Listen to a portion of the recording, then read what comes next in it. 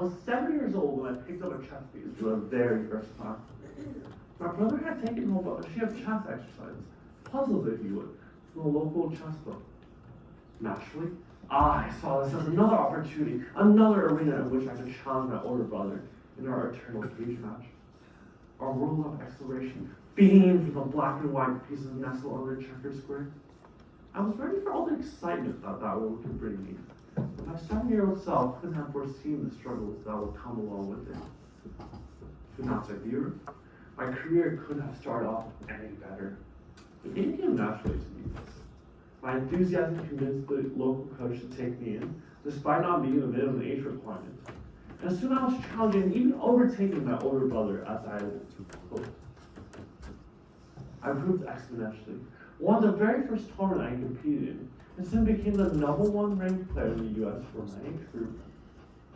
The little kid that I was relished the feeling of invincibility, the feeling that he was unstoppable. But as with any competition, chess is a cruel teacher. Anyone with a big ego will be quickly dispatched into a pool of painful emotions.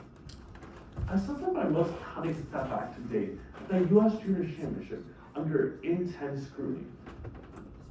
I accomplished what I hadn't before, losing 5 games straight. With each loss, I felt an even more devastating desire to right the ship and salvage my dream of winning the tournament and qualifying for the US Championships. The more desperate I became, the worse I played, the more frustrated I got. I thought I had gone through the most painful experiences, but my eyes were open to a new all-time low. Though I was hardened, definitely battle scarred from countless chess games, the game continued to find a new way to crush me. I decided to meet my rest day with introspection after my 5th loss. I painfully let go of my dream of winning the tournament, tuned out the outside buzz, and reminded myself of the basics. Take every position as it is, carefully mull it over, and make your best move. In such a high-stakes environment, it took a special strength to curb my emotions. Also much harder than any of the ones I prepared myself with before the tournament.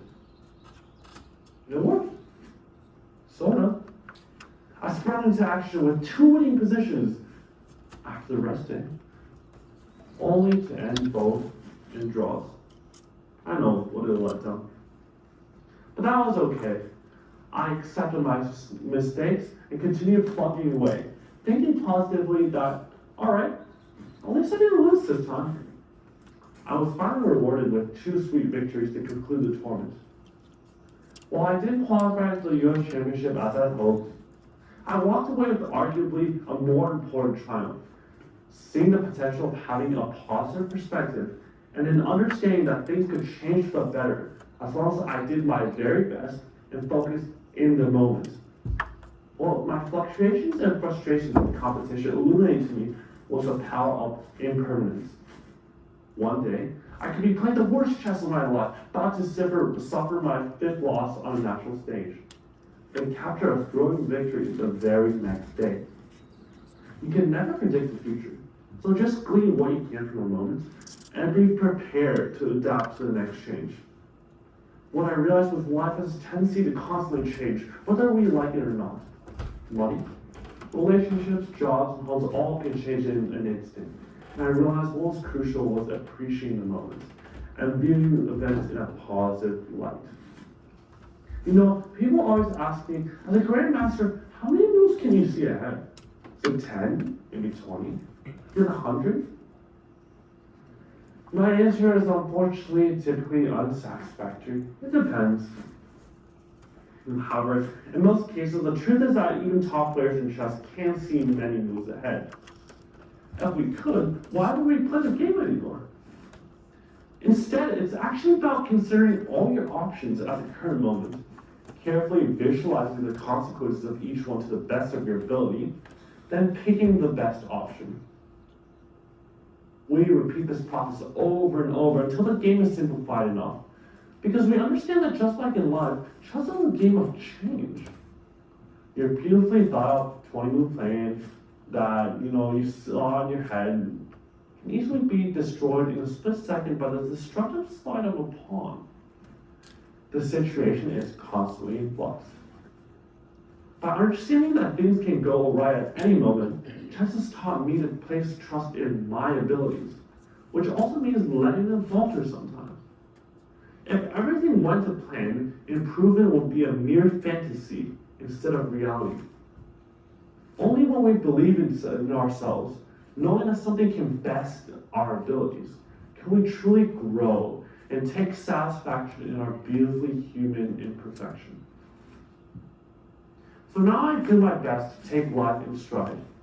Whatever obstacles come my way, I take care to see the positives, knowing that however poor the current situation may seem, and maybe, just maybe, could be actually sowing the seeds for a future triumph.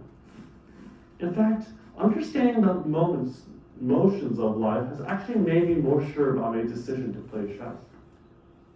The unfortunate passing of two of my former coaches, and the winning of the Charlotte Labor Day Invitational, where I achieved my last Grandmaster norm, are linked by one thing: my continuous passion for chess.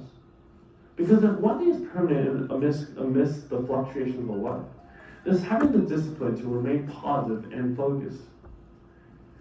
And I encourage everyone to do the same. Life, no doubt, comes with its struggles, but if they didn't exist, there would be no fun. Know that any bad situation can turn for the better. And that in order to achieve your highs, you must endure the lows. So wherever you are in your game, take a look at the options around you. Carefully consider the consequences of your choices. And please don't hesitate to make your move. Have faith, have passion, and trust your abilities, even if they might fail. Because each decision made with conviction, no matter the outcome, brings you one move closer to that checkmate in life. Thank you.